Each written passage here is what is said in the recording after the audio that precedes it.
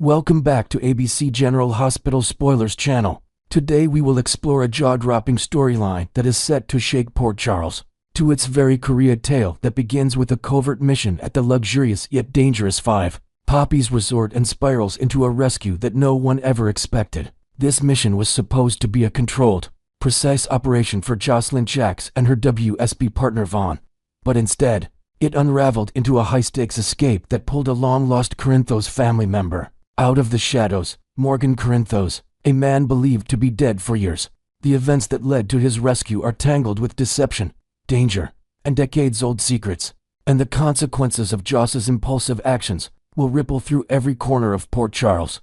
The mission began under the directive of Brennan, a man whose influence in the WSB has long been shrouded in mystery and manipulation. Brennan had chosen the 5 Poppies as the focal point for this assignment, a sprawling, ultra-exclusive resort frequented by the world's wealthiest elite.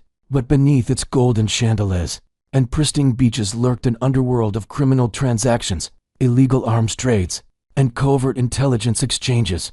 The WSB had intelligence suggesting that the resort's owner, a figure with suspected ties to multiple international crime syndicates, was using the location as a meeting ground for high-value deals. To infiltrate this environment, Brennan tasked Joss and Vaughn with assuming the identities of a newlywed couple on a lavish honeymoon.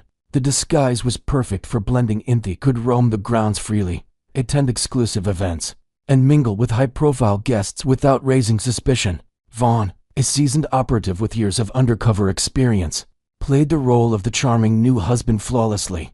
Joss, still relatively fresh to deep cover operations, quickly proved her worth by picking up on subtle cues, identifying potential targets, and reading body language at crowded gatherings. For the first several days, everything went according to plan. The pair attended moonlit dinners, beachside cocktail hours, and private gambling nights, where rumors of illicit trades drifted between whispered conversations and clinking glasses. Vaughn focused on establishing rapport with a few key figures suspected of handling the resort's logistics, while Joss observed the staff and took note of those whose behaviors seemed inconsistent with their supposed roles. It was during one of these quiet observation periods that Joss's instincts told her something was off. She noticed a staff member disappearing into a restricted wing of the proper chin area, conspicuously absent from the resort's promotional materials and guest maps. Driven by a mix of curiosity and suspicion, she decided to investigate on her own, against Vaughn's earlier warning to stick to their agreed-upon movements. Slipping away under the cover of night, Joss followed the staff member's path until she came upon a nearly hidden steel door, tucked behind a decorative row of palm plants. The door had no markings, only a heavy lock and reinforced hinges that screamed secrecy. Producing a compact lockpick set from her clutch a tool Brennan had advised her not to carry to avoid suspicion. She quickly worked the lock until it clicked open. The door led to a narrow stone staircase descending deep into the earth. The further she went, the cooler and damper the air became, and the faint hum of resort activity faded into an oppressive silence. At the bottom, Joss found herself in a long, dim corridor with thick metal-lined walls. Her footsteps echoed unnervingly as she walked toward a faint light at the far end. That was when she heard a hoarse, raspy voice calling her name. It was faint but unmistakable. She froze, every nerve in her body on edge. Cautiously, she moved forward until the light illuminated a prison cell at the corridor's end. Inside, slumped against the wall, was a man whose appearance was nearly unrecognizable. His hair was long and tangled, his face gaunt, his beard unkempt, and his body thin from years of hardship.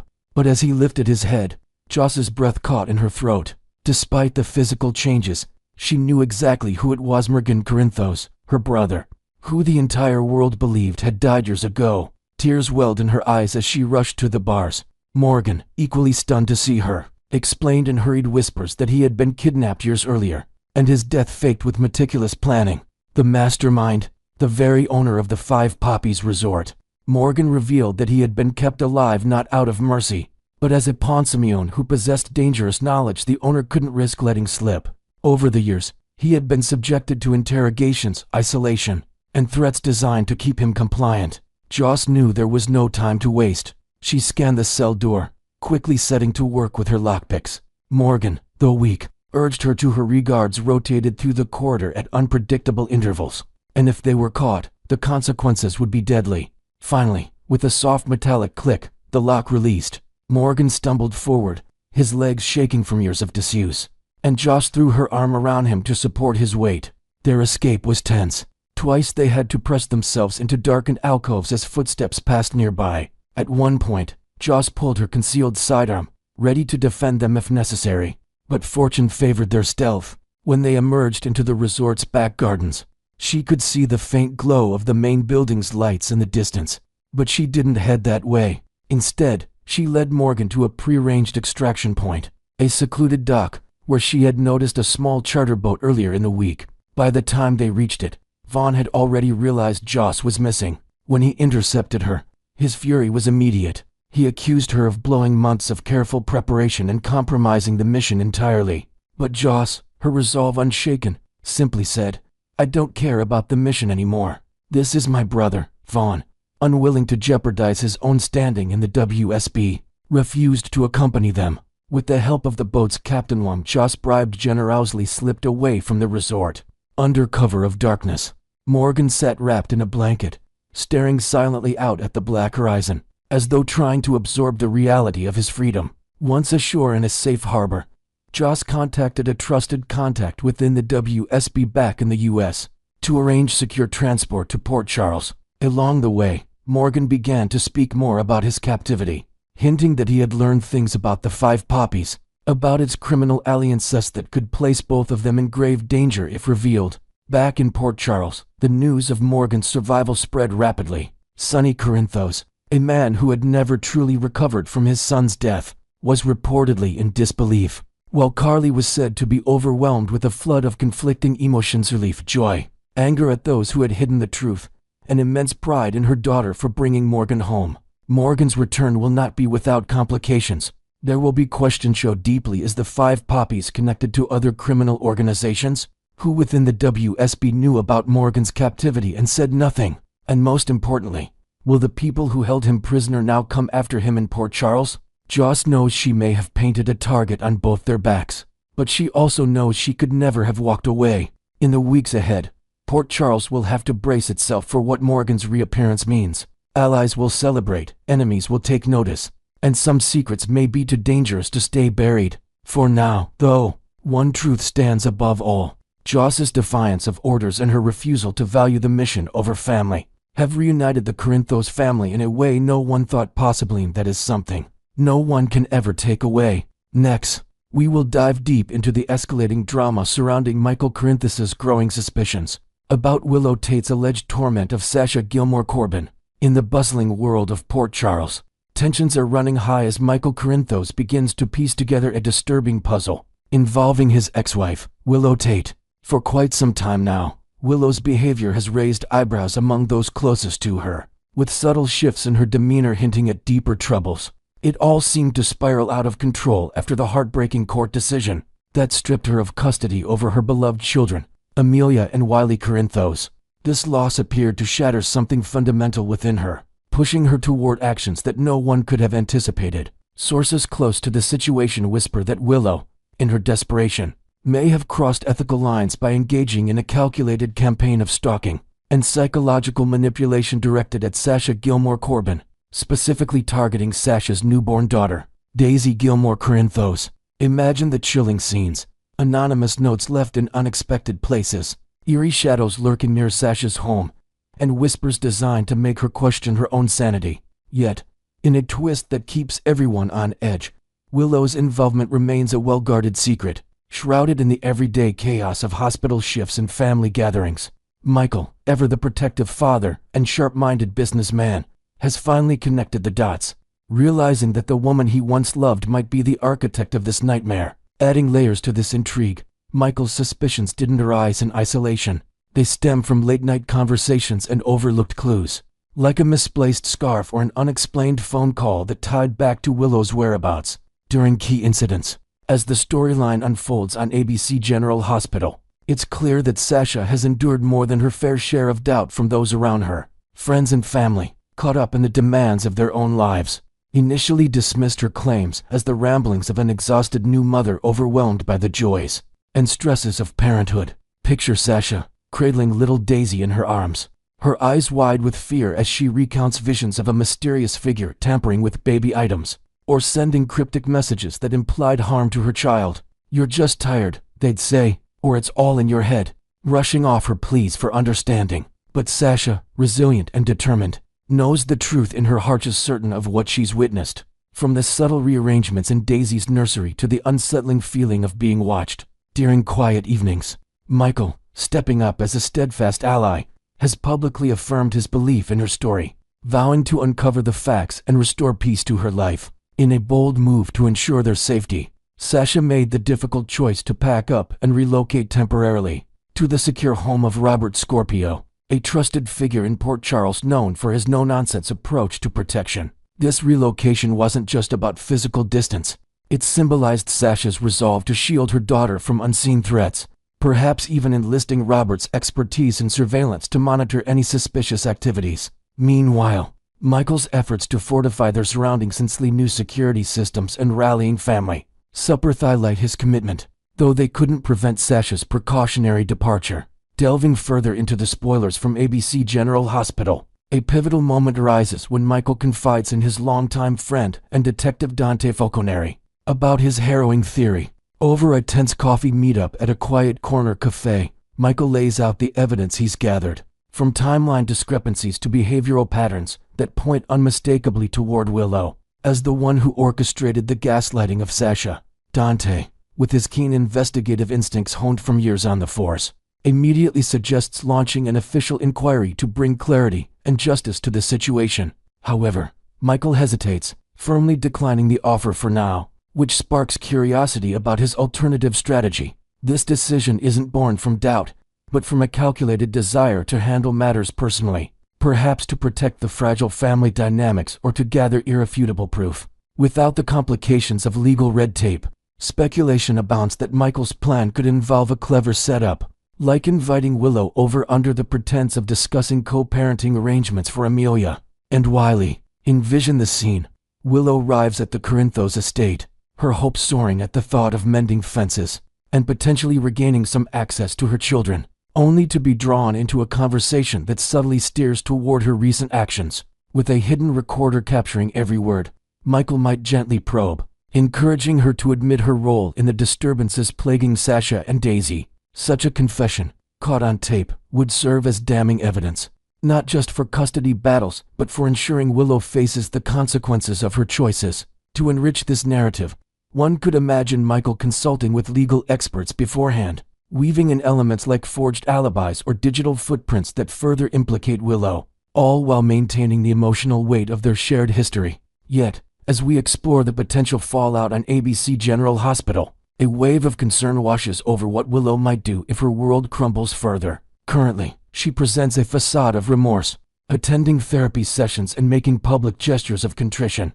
But insiders question whether this is genuine or merely a tactic to sway the upcoming October custody appeal. If the judge rules against her, denying any path back to her children, how extreme could her reactions become? History in Port Charles is rife with tales of desperation leading to dangerous path kidnappings, elaborate schemes, or even alliances with unlikely figures. Willow's past resilience, combined with her nursing background that gives her access to medical resources, could fuel inventive yet perilous plots, like staging accidents or manipulating records to discredit her accusers. Fans are left pondering the depths of her potential unraveling, drawing parallels to volatile characters who've walked similar tightropes before. This uncertainty adds a thrilling layer of suspense, as Michael's plan might not only expose her, but also provoke a backlash that endangers everyone involved. In a particularly poignant exchange highlighted in the spoilers, Willow's attempt to seek forgiveness from Carly Spencer falls flat,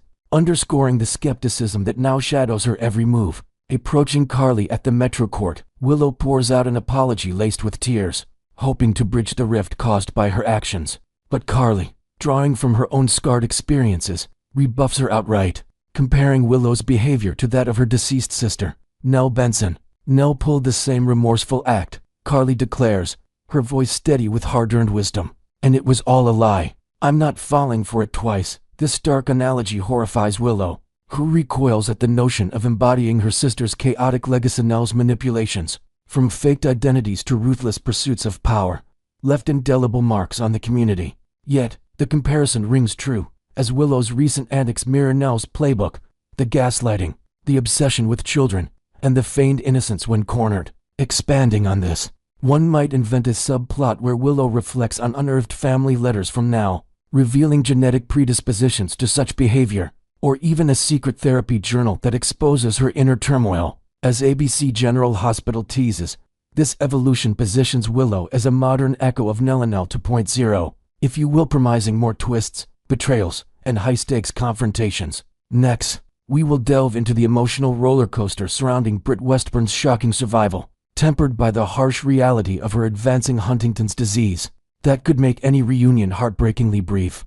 In the ever-twisting narrative of Port Charles, fans are reeling from the bittersweet news that Britt Westbourne, long thought to be gone, has been confirmed alive. Yet her story is far from a triumphant comeback. Jason Morgan's unyielding determination led him to a startling encounter at a bustling Paris airport, where he caught a glimpse of Britt navigating through the crowds, her familiar silhouette sparking a surge of hope mixed with confusion.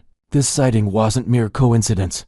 It fueled Jason's quest to unravel the mystery of her supposed demise. The confirmation came during a tense phone call with Pascal, the enigmatic figure overseeing Britt's secretive existence, when Jason distinctly overheard her voice echoing in the background from a luxurious, yet isolating hotel suite in Dubrovnik. Inventing new layers to this intrigue, perhaps Jason pieced together clues like a discarded prescription bottle or a cryptic postcard that hinted at her hidden life abroad, blending his street-smart instincts with subtle espionage tactics learned from his adventurous past. However, this revelation carries a somber undertone. Britt's survival doesn't equate to wellness. Detailed analysis of her circumstances reveals she's still grappling with the relentless progression of Huntington's disease, a genetic condition that's been eroding her strength. Her days are marked by a regimented routine of medications and quiet confinement, suggesting that her death in 2023 was a carefully orchestrated facade, designed not for escape, but as a profound act of love to shield her inner circle from the agony of witnessing her gradual deterioration. Fans across social media platforms, particularly on Facebook groups dedicated to GH lore, are expressing a whirlwind of emotion elation at her return mingled with profound sorrow, as they debate whether this limited time will offer closure or amplify the pain of impending loss. Expanding on the spoilers from ABC General Hospital, Britt's re-emergence through Jason's persistent investigation underscores a heavy emotional cost, with clear indicators that her battle against Huntington's rages on without mercy. Her dependence on a cocktail of specialized drugs, administered under Pascal's vigilant supervision in the serene, yet secluded coastal haven of Dubrovnik, paints a picture of ongoing struggle rather than miraculous recovery. Imagine the scene: Britt in a sunlit room overlooking the Adriatic Sea, her hands trembling slightly as she swallows pills that offer temporary relief, but no cure, all while Pascal, perhaps a former colleague from her medical days turned devoted guardian, monitors her vital signs with a mix of professionalism and quiet affection. This setup echoes her selfless history, where she faked her death to protect her mother, Liesel Obrecht, and cherished friends like Brad Cooper from the heartbreaking spectacle of her decline. Much like the quiet sacrifices she made in her final known acts against threats in Port Charles. To add inventive depth, one could envision hidden journal entries Britt penned during her exile, detailing her internal conflict and the ethical dilemmas of deceiving those she loves, perhaps even referencing unfinished research from her time as a doctor that she hoped might one day combat her illness. The fanbase is devastated, drawing parallels to the show's recent wave of tragic departures, figures like Dex Heller, whose untimely end left voids in alliances, Bobby Spencer, the matriarch whose loss rippled through family ties, and Sam McCall, whose absence amplified themes of grief and resilience.